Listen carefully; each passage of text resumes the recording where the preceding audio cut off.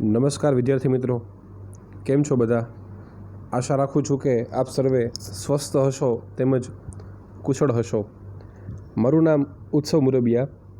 છેલ્લા 6 વર્ષથી બીએસસીમાં ઝૂલોજી વિષયના પ્રોફેસર તરીકે ફરજ બજાવું છું.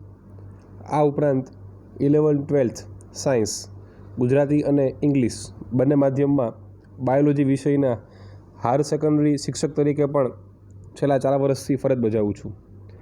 આજે તમારા FY સેમેસ્ટર 1નો પહેલો લેક્ચર. આ લેક્ચર સ્ક્રીન રેકોર્ડિંગ દ્વારા ઉતારવાનું કારણ એ છે કે આજે મારે તમને સિલેબસ એટલે કે અભ્યાસક્રમ વિશેની બેઝિક ઇન્ફોર્મેશન આપવાની છે અને એ બધી ઇન્ફોર્મેશન પતી જાય પછી આપણે બોર્ડ ઉપર અથવા તો પ્રેઝન્ટેશન પાવરપોઈન્ટ પ્રેઝન્ટેશનની મદદથી આગળ સિલેબસને વધારવાનો પ્રયત્ન કરશું અને એ રીતે આપણે અભ્યાસ કરવાનો પ્રયત્ન કરીશું. તો આજે પહેલાં સિલેબસનો ઓવરવ્યૂ જોઈ લઈએ.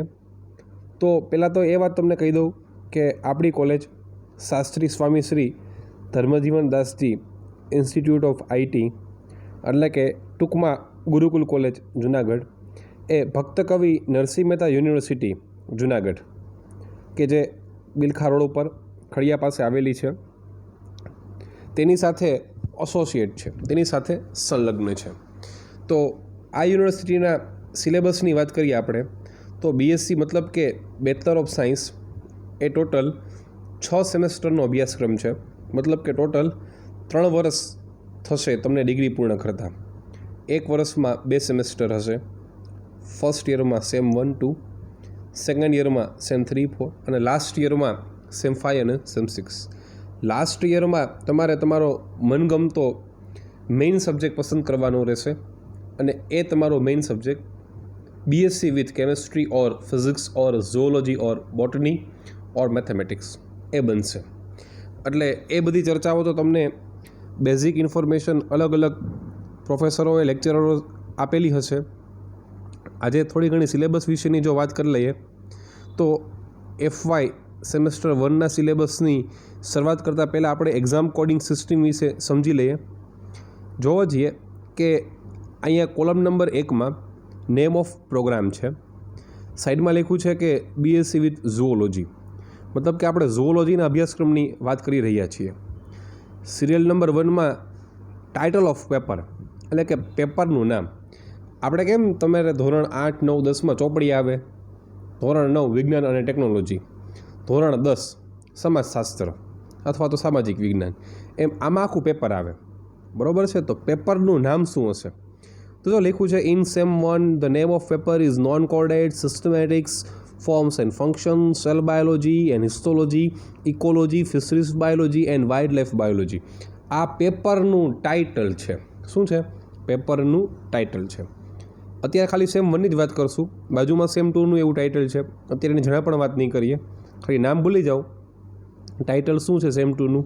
કોર્ડેક્સ systematic forms and function genetics evolution physiology embryology applied zoology reproductive biology and functional anatomy of chordates. અને હા, એક વસ્તુ હવેથી બધું જ છે એ અંગ્રેજી માધ્યમમાં આવશે, બધું જ ઇંગ્લિશ મીડિયમમાં તમારે ભણવાનું આવશે. એટલે હું એવો પ્રયત્ન કરીશ કે ઇંગ્લિશ અને ગુજરાતી બે લેંગ્વેજ બોલીશ, કેમ કે તમારી મધર ટંગ છે એ ગુજરાતી છે. તમને હંમેશા સમજાશે ગુજરાતીમાં, પણ તમારે એક્ઝામમાં લખવાનું છે ઇંગ્લિશમાં. એ પછી તમને જ્યારે હું બોર્ડ ઉપર લેક્ચર લઈને સમજાવીશ ત્યારે તમને વધુ એનો આઈડિયા આવશે કે આખી કઈ રીતે એમાં રમત હોય છે. પછી થિયરી ક્રેડિટ છે, પ્રેક્ટિકલ ક્રેડિટ છે, ટોટલ ક્રેડિટ છે. ક્રેડિટ મતલબ કે શું છે કે પર્સન્ટેજ નથી, બરાબર છે, એના SGPA નંબર નથી. પણ તમે જ્યારે ફોરેન કન્ટ્રીમાં જાઓ એડમિશન વખતે તો ત્યાં ક્રેડિટ તમારી કાઉન્ટ થતી હોય છે. એટલે એક પેપરની ટોટલ 7 ક્રેડિટ છે, થિયરીની 4 અને પ્રેક્ટિકલની 3. યાદ રાખજો મિત્રો કે સાયન્સમાં પ્રેક્ટિકલનું ખૂબ જ મહત્ત્વ હોય છે, પણ હમણાં એ બાબતે ચર્ચા નહીં કરીએ. શક્ય હશે તો પ્રેક્ટિકલની માર્કિંગ સ્કીમ વિશેનો અલગથી વિડીયો લેક્ચર ઉતારશું, પણ આ લેક્ચરમાં બહુ શોર્ટ ઇન્ફોર્મેશન મારે તમને આપવાની છે. જોવા જઈએ સિરિયલ નંબર 5માં external marks of theory. External માર્ક્સમાં એ લેખિત એક્ઝામ છે, 70 માર્કની સેમ 1માં, 70 માર્કની સેમ 2માં. પછી લખ્યું છે કે ઇન્ટરનલ માર્ક્સ ઓફ થિયરી. તો ઇન્ટરનલ માર્ક્સમાં 30 માર્ક્સ લખેલા છે. એટલે એ 30 માર્ક છે એ કોલેજ દ્વારા મૂકવામાં આવશે. ઓકે, તમારે જે લેખિત પરીક્ષા આપો છો એ 70 માર્કની છે. 30 માર્ક જે ઇન્ટરનલ છે એ કોલેજ દ્વારા, મતલબ કે એ 30 માર્કના પાછા પાર્ટ હશે. એમાંથી 10 માર્કની 2 એક્ઝામ લેવાશે, ઇન્ટરનલ એક્ઝામ. ત્યારબાદ 10 માર્ક અસાઇનમેન્ટના હોઈ શકે, 10 માર્ક છે તે સબમિશન અને વાઇવા. એ ઉપરાંત તમારું બિહેવિયર, તમારું ડિસિપ્લિન કેવું છે એ બધાના માર્ક હોઈ શકે. ટોટલ થિયરી છે એ 100 માર્ક્સની છે. પ્રેક્ટિકલની વાત કરો તો external practical 35 marks, internal 15, total 50. જો 100 માર્કની થિયરી છે અને 50 માર્કના પ્રેક્ટિકલ છે. એટલે કે 50 માર્કના પ્રેક્ટિકલના 2 ભાગ છે, 35 અને 15. એટલે 35માં તમારે પ્રેક્ટિકલનું પેપર ભરવાનું અને 15 માર્ક ઇન્ટરનલ. ટૂંકમાં એ 50 માર્ક છે ને એ કોલેજ દ્વારા મૂકવામાં આવે. મતલબ કે તમારા જે પણ સબ્જેક્ટના ટીચર્સ કે પ્રોફેસર હોય એ માર્ક મૂકે. પ્રેક્ટિકલના ઇન્ટરનલ માર્ક છે, પ્રેક્ટિકલમાં તમારી હાજરી, પ્રેક્ટિકલમાં તમારું પરફોર્મન્સ, તમારું બિહેવિયર, અથવા તો પ્રેક્ટિકલ એક્ઝામ દરમિયાન લેવાયેલા વાઇવા, એ બધા માર્ક ઇન્ક્લુડ થશે. ટૂંકમાં 100 માર્ક થિયરી અને 50 માર્કના પ્રેક્ટિકલ, બરાબર છે. હવે જોવા જઈએ એ 50 પ્રેક્ટિકલના તો કોલેજ મૂકશે, મતલબ તમારા સાહેબ મૂકશે. અને થિયરીમાંથી 30 ક્યાંથી છે? ઇન્ટરનલ. એટલે 150 માર્ક છે એમાંથી 80 માર્ક તો તમારી કોલેજમાંથી મુકાય છે.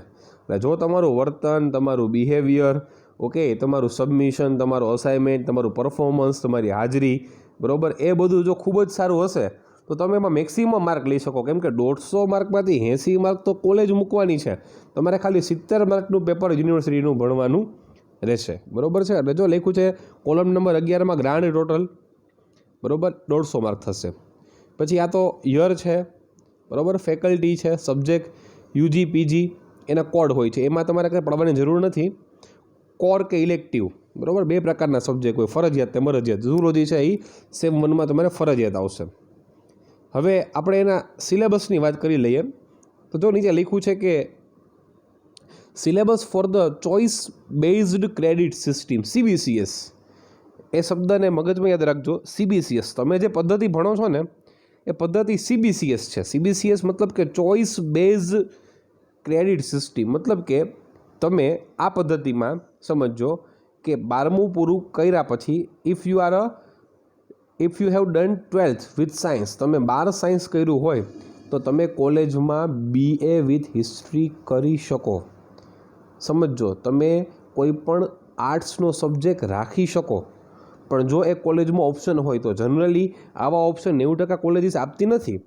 પણ CBCS સિસ્ટમ છે ને એમાં છૂટ છે કે ભાઈ સાયન્સ કરેલો માણસ છે તો કોમ્પ્યુટરમાં જઈ શકે, સાયન્સ કરેલો માણસ છે તે એકાઉન્ટ ભણી શકે, બરાબર, એવી ફેસિલિટી છે. પણ જનરલી 90% કોલેજીસમાં એવું કાંઈ ફેસિલિટી આપવામાં આવતી નથી. પણ તમને ખાલી CBCSનો મિનિંગ ખબર હોવી જોઈએ. ચાલો જોવો હવે. FY BSc semester 1 paper Z01. જો આ પેપરનો કોડ છે પેપર Z01, બરાબર છે. 02 હોય તો એ સેમેસ્ટર 2 છે, 03 હોય ઓકે તો સેમેસ્ટર 3 છે, 04 હોય તો સેમ 4, 05 સેમ 5, 06 તો સેમ 6. લખ્યું છે કે ઇફેક્ટિવ ફ્રોમ જૂન 2018. યાદ રાખજો, કોલેજમાં દર 6 વર્ષે સિલેબસ બદલે. સિલેબસ બદલે એટલે એમાં બહુ મેજર ચેન્જીસ ન થાય. યાદ રાખજો, કોલેજના સિલેબસમાં બહુ મોટા ફેરફાર થાય નહીં. કેમ કે એક UGC હોય, બરાબર છે, યુનિવર્સિટી ગ્રાન્ટ કમિશન, UGC હોય, એની ગાઈડલાઇન મુજબ જ સિલેબસ તૈયાર કરવાનો હોય. મતલબ સિલેબસ જો બદલે તો એમાં 20-25% જ ફેરફાર કરી શકે, એનાથી વધુ ફેરફાર કરી શકશે નહીં. એટલે છેલ્લે આ 2018થી સિલેબસ લાગુ પડેલો છે, અત્યારે 2020 છે. 2 વર્ષ પહેલાં સિલેબસ બદલેલો છે. હજી 3-4 વર્ષ સિલેબસ આ હાલશે. ને પછી ઝૂલોજીના બોર્ડ સ્ટડીના મેમ્બર હોય, એના એક ચેરમેન હોય, એની મિટિંગ યોજાય ને પછી એમાંથી સિલેબસ છે તે ચેન્જ થતો હોય છે. ત્યારબાદ આપણે વાત કરીએ ઇન ફોર્સ ફ્રોમ જૂન 2018. ચાલો, સેમેસ્ટર 1 પેપરનું નામ zoology paper Z01. Non chordate systematic forms and function, cell biology, histology, ecology, fisheries biology and wild life biology. એટલે આના ગુજરાતી તમને નામ કહી દઉં. લખવા હોય તો તમે લખી નાખજો, આ વિડીયો પોઝ કરી અને ચોપડામાં નામ લખી નાખજો. નોન કોર્ડેટ્સ મતલબ કે તમે જેને કહી શકો છો, કોર્ડેટ એટલે મેરુદંડી થાય, નોન કોર્ડેટ તમે જેને કહી શકો છો અમેરુદંડીઓ. સિસ્ટમેટિક્સ પદ્ધતિસરનું વિજ્ઞાન, વર્ગીકરણ વિદ્યા, forms and function of animals, પ્રાણીઓની રચનાત્મક અને દૈહિક આયોજન, સેલ બાયોલોજી એટલે કે એને સાયટોલોજી પણ કહેવાય, કોષ વિદ્યા, હિસ્ટોલોજી પેશી વિદ્યા, ઇકોલોજી પરિસ્થિતિ વિદ્યા, ફિશરીઝ બાયોલોજી મત્સ્ય વિજ્ઞાન, વાઇલ્ડ લાઈફ બાયોલોજી વન્યજીવ વિજ્ઞાન. એટલે આ બધા છે ને યુનિટના નામ છે. તમારી ફોર્મેટ છે ને કોલેજમાં એ સેમ રહેશે. each paper having total 5 units and from each and every unit total 14 marks are there. 70 માર્કનું પેપર, ટોટલ 5 યુનિટ, દરેક યુનિટ 14 માર્કનો. હમણાં આગળ તરફ જોઈએ. ચાલો આ કાંઈ જરૂરી નથી, તો પણ તમારે વાંચવું હોય તો વાંચજો. હવે અહીંથી પેપર Z01 સ્ટાર્ટ થાય છે. જોવા જઈએ યુનિટ નંબર 1 શું કહે છે. Unit number 1 is about the systematics. આમાં નોન કોર્ડેટ્સ લખ્યું છે ઉપર, એટલે કે આ છે ને એ અપૃષ્ઠવંશીઓનું પેપર છે, ઇનવર્ટિબ્રેટનું પેપર છે. જો હું તમને અત્યારે ખાલી ઝૂઓલોજીનો સિલેબસ સમજાવી રહ્યો છું, હજી આપણે ઝૂઓલોજી ભણવાનું સ્ટાર્ટ નથી કર્યું. જ્યારે હું ભણાવવાનું સ્ટાર્ટ કરીશ ત્યારે ઝૂઓલોજી શબ્દ શું છે, એની બ્રાન્ચીસ શું છે, ત્યાંથી સ્ટાર્ટ કરીશ, બરાબર? એટલે એવું ન વિચારતા કે આ બધું નવીન લાગે છે. અત્યારે માત્ર તમને ખાલી હું ઇન્ફોર્મેશન આપવાનું કામ કરું છું. સિસ્ટમેટિક્સ એમાં લખ્યું છે કે salient features and classification up to the classes in non chordate structural organisation different types of phylum of non chordate with examples like phylum protozoa, porifera, coelenterata, platyhelminthes, aschelminthes, annelida, arthropoda, mollusca, echinodermata and hemichordata. એટલે કાંઈ નહીં, અપૃષ્ઠવંશીઓના અથવા તો અમેરુદંડીઓના જે પણ કાંઈ સમુદાય છે, ધોરણ 11, બરાબર, પ્રાણી સૃષ્ટિ ચેપ્ટર નંબર 4 NCERTનું, બરાબર છે. એ મુજબ તમારે ખાલી સમુદાયના લક્ષણ, એનું ક્લાસિફિકેશન, એનું વર્ગીકરણ અપ ટુ ક્લાસ વર્ગ સુધી એનું વર્ગીકરણ વિથ સ્યુટેબલ એક્ઝામ્પલ એ તમારે ભણવાનું છે. ગુજરાતી તમને શબ્દ કહી દઉં તો પ્રોટોઝોઆ એટલે પ્રજીવ, પોરીફેરા એટલે વાદળી મતલબ કે સછિદ્ર, સિલેન્ટ્રેટા મતલબ કોષ્ઠાંતરી, પ્લેટિયલમિન્થસ પૃથુકૃમિ, એસ્કેલમિન્થસ સૂત્રકૃમિ, એનેલિડા નુપુરક, આર્થ્રોપોડા સંધિપાદ, મોલ્યુસ્કા મૃદુકાય, ઇકાઇનોડર્મેટા સ્થૂળત્વચી અને હેમિકોર્ડેટ્સ મતલબ કે સામી મેરુદંડી. એટલે તમારે આ ક્લાસિફિકેશનનું યુનિટ છે, બરાબર છે. ત્યારબાદ જો યુનિટ નંબર 2ની વાત કરીએ, forms and function in animals. એમાં તમારે 2 ટાઈપ સ્ટડી ભણવાની છે. જો લખ્યું છે 2.1માં પ્લેટિયલમિન્થસ મતલબ કે પૃથુકૃમિ સમુદાયમાં ટીનિયા સોલિયમ. ટીનિયા સોલિયમ જો આમ ઇટાલિક ફોન્ટમાં લખ્યું છે, એટલે સાયન્ટિફિક નેમ છે, વૈજ્ઞાનિક નામ છે, પટ્ટી કીડો ભણવાનો છે. એનેલિડા મતલબ કે નુપુરક, એમાં અર્થફોર્મ લખી નાખો, અર્થફોર્મને કહેવાય અળસિયું. જો આ શબ્દ લખજો, જેટલા પણ શબ્દો બોલું છું ને એ તમારે નોટમાં લખવાના છે. તમારે એક નોટ એવી બનાવવાની જેમાં સ્પેલિંગ, ઉચ્ચાર ને અર્થ. જેમ કે અર્થવોર્મ, તો પહેલાં તમારે અર્થવોર્મનો સ્પેલિંગ લખવાનો, સ્પેલિંગ ઉચ્ચાર લખવાનું અર્થવોર્મ, કેમ કે ઘણા શબ્દનું ઉચ્ચારણ અલગ હશે. અર્થવોર્મ અને એનો અર્થ અળસિયું. ખરેખર અળસિયાનું સાયન્ટિફિક નેમ તો ફેરેથેમા પોસ્સુમા છે, પણ અહીંયા ખાલી તમારે એનું સામાન્ય નામ આપેલું છે. આર્થ્રોપોડા એટલે સંધિપાદ, એમાં ટાઈપ સ્ટડીમાં મોસ્કિટો મચ્છર આવશે. Life cycle of culex and anopheles mosquito, culex અને એનોફિલિસનું જીવનચક્ર. પછી mouth parts of the culex and anopheles mosquito, મચ્છરના મુખાંગો. આ યુનિટ નંબર 2 થઈ ગયું, બરાબર. તો સાવીસ જો યુનિટના ટાઇટલ છે ને એ જ પેપરનું નામ છે. જોવા જઈએ પેપરના નામમાં નોન કોર્ડેટ, સિસ્ટમેટિક્સ, પછી forms and functions in animals. હવે જો યુનિટ નંબર 3ની વાત કરો તો સેલ બાયોલોજી એન્ડ હિસ્ટોલોજી, 2 અલગ અલગ પેટા યુનિટ ભેગા મળીને આ યુનિટ બનાવ્યો છે. 3.1માં સેલ બાયોલોજી છે. Only structure and function of following organelles. Organelles મતલબ કે અંગિકા, માત્ર અંગિકાઓની રચના અને કાર્ય. પહેલું છે માઇટોકોન્ડ્રિયા, લખો કણાભસૂત્ર, ન્યુક્લિયસ કોષ કેન્દ્ર, એન્ડોપ્લાઝમિક રેટિક્યુલમ અંતઃકોષ રસજાળ, પ્લાઝમા મેમ્બ્રેન કોષ રસ્તર. 4 અંગિકા છે, ખાલી એની રચનાને કાર્ય. હિસ્ટોલોજીમાં પેશી વિદ્યામાં histological structure and function of the following organs of mammals.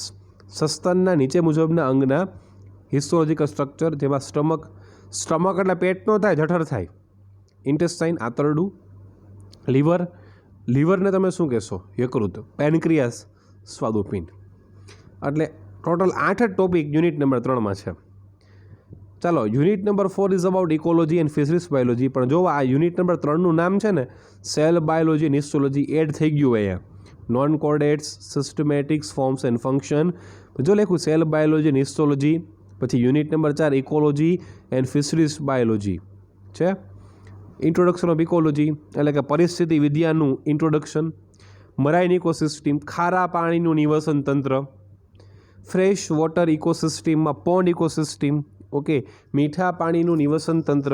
Pond મતલબ તળાવ, સરોવર, સોરી તળાવ એટલે લેક થાય, પોન્ડ એટલે સરોવર. પછી ઇકોલોજીકલ એડેપ્ટેશનમાં તમે કહી શકો છો પરિસ્થિતિકીય અનુકૂલનો.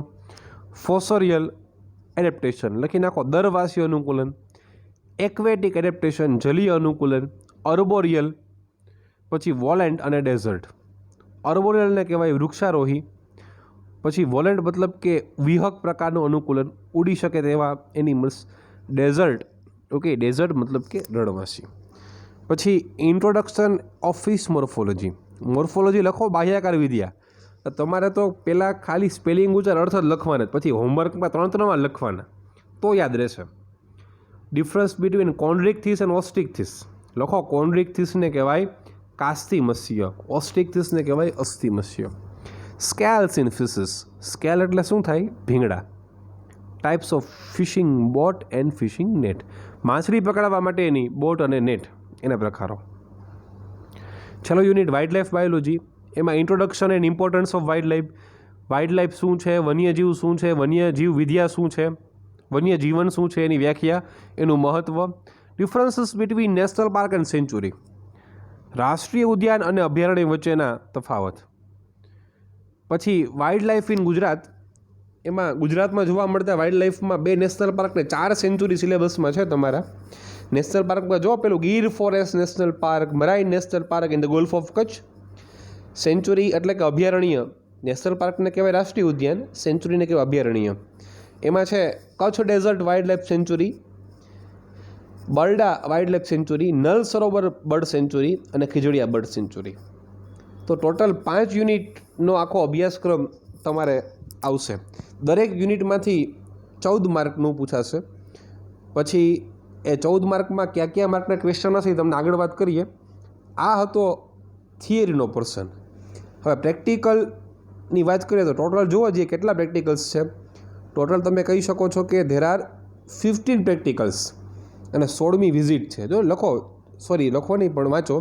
Practical number 16, visit to any one national park or sanctuary or fish processing plant or the fishing area or reserve forest area. એની વિઝિટ કરી એનો રિપોર્ટ તૈયાર કરવાનો હોય, પછી તમારે એક્ઝામમાં સબમિટ કરવાનો હોય. પણ અત્યારે આ કોરોનાની પરિસ્થિતિ છે એટલે પ્રેક્ટિકલ વિશેની હમણાં ઇન્ફોર્મેશન તમને આપતો નથી. જો જરૂરી લાગશે તો એના માટે તમને એક અલગ પ્રકારનો વિડીયો લેક્ચર બનાવીને અથવા તો તમને બોર્ડમાં સમજાવીને હું વાત કરીશ. પણ યાદ રાખજો કે પ્રેક્ટિકલ છે ને એ 100% ડિપેન્ડ અપોન થિયરી. જો તમે ક્લાસિફિકેશન ભણો છો ને તો પ્રેક્ટિકલ નંબર 1, 2, 3, 4 ક્લાસિફિકેશનના જ છે. 5મો પ્રેક્ટિકલ અળસિયાનો છે, 6થો પણ અળસિયાનો, 7મો ટીનિયા સોલિયમ, બરાબર છે. પછી 8મો પાછો અળસિયાનો, 9મો મચ્છર, પછી 10મો સેલ ઓર્ગેનિલ. એ રીતે થિયરી ઉપર ડિપેન્ડેડ છે. અને તમે જો થિયરીમાં 100% ફોકસ કરો તો 80% પ્રેક્ટિકલ તો ત્યાં થઈ ગયા. બીજી વસ્તુ કે હવે એનિમલ કાપવાની એટલે કે ડિસેક્શન કરવાની 100% મનાઈ છે. ગવર્મેન્ટે બેન કરી દીધો. પહેલાં તમે સાંભળ્યું હશે કે સાયન્સમાં 12થની એક્ઝામમાં પણ દેડકા, કબૂતર, શાર્ક એટલે કે માછલી કાપવામાં આવતી. હવે એ બધી વસ્તુ પર બેન્ડ થઈ ગયો છે. ટૂંકમાં તમારે પ્રેક્ટિકલ પરફોર્મ કરવાનું કામ ઝૂઓલોજીમાં બહુ ઓછું આવશે, સિવાય કે સ્લાઇડ બનાવવાની હોય અને ટીવાયમાં ઝૂઓલોજી રાખો તો થોડુંક વધુ કામ આવશે. ચાલો હવે જો માર્કિંગ સ્કીમ લખી છે 5 યુનિટના 14 માર્ક. થિયરી પીરિયડ એ તમારા માટે નથી, અમારા માટે છે, બરાબર. હવે પેપર સ્ટાઇલ જુઓ. પેપર સ્ટાઇલમાં આ એક સેમ્પલ તમને બતાવું છું. Question number 1. ક્વેશ્ચન નંબર 1 ફરજિયાત યુનિટ નંબર 1માંથી પૂછવાનો. એમાં જો શું લખ્યું છે કે તમારી પાસે 4 છે. Only short question, definition and fill in the blanks and not included MCQ. MCQ કોઈ પણ કારણોસર કોઈ પણ સંજોગોમાં પૂછાશે નહીં આ પેપર સ્ટાઇલ મુજબ. પણ હવે જો કદાચ ગવર્મેન્ટ ઓનલાઈન એક્ઝામ લઈ ને MCQ પૂછાય તો એ અલગ વસ્તુ છે. શું લખ્યું છે? તમારી પાસે 4 1 માર્કના ક્વેશ્ચન છે, ખાલી જગ્યા વ્યાખ્યા ગમે એ પૂછે, ઉદાહરણ છે, એક્ઝામ્પલ્સ, એટલે કે એ 4ના 1 માર્ક એટલે 4 માર્ક. પછી બીમાં જોવો જોઈએ, રાઇટ એની 1 આઉટ ઓફ 2, 2 માર્કવાળો એક ક્વેશ્ચન લખવાનો, એમાં ઓપ્શન મળે તમને. પછી 3 માર્કવાળો લખવાનો, એમાં ઓપ્શન, ને છેલ્લે 5 માર્કવાળો ઓપ્શન લખવાનો. એટલે જો આમ થયું કે નહીં, 5 માર્કવાળો એક, 3 માર્કવાળો એક, 2 માર્કવાળો એક અને 4 માર્કવાળા 4. ગણો જોઈએ માર્ક, 5 ને 3 8 ને 2 10 ને 4 14. એટલે ક્વેશ્ચન નંબર 1 યુનિટ નંબર 1માંથી જેવો ક્વેશ્ચન 1 એવો જ ક્વેશ્ચન 2. ટૂંકમાં માર્કિંગ સી આમ જ થઈ, 4 + 2 + 3 + 5, પણ એ યુનિટ નંબર 2માંથી. ત્રીજો યુનિટ નંબર 3, ચોથો યુનિટ નંબર 4, પાંચમો યુનિટ નંબર 5. બરાબર છે. આ પ્રેક્ટિકલની પેપર સ્ટાઇલ છે, એનું હમણાં કાંઈ પણ આપણે સમજવાની જરૂર નથી. પછી આ લિસ્ટ સ્લાઇડનું લિસ્ટ હોય છે, કઈ કઈ તમારે બુક સેમેસ્ટર 1 માટે વાંચવી. આપણી કોલેજની લાઇબ્રેરી ખૂબ જ સમૃદ્ધ છે, ઘણી બધી પ્રકારની એમાં બુક્સ છે. બરાબર, એનો તમે ઉપયોગ કરી શકો. તો આ થઈ ગયું છે syllabus of the semester number 1 only. બરાબર, આ ખાલી સેમેસ્ટર નંબર 1ના સિલેબસની આપણે વાત કરી. ફરી કહું છું, હજી આપણે ભણવાનું સ્ટાર્ટ નથી જ કર્યું, સિલેબસ ખાલી સમજ્યા. આજે તમારે એટલું કામ કરવાનું કે જેટલા પણ અંગ્રેજી શબ્દ આવ્યા હું ગુજરાતી બોલ્યો એ તમારે એક બુકમાં લખી નાખવાના. રોજ 3 વખત તો તમારે હોમવર્કમાં લખવાના જ થશે.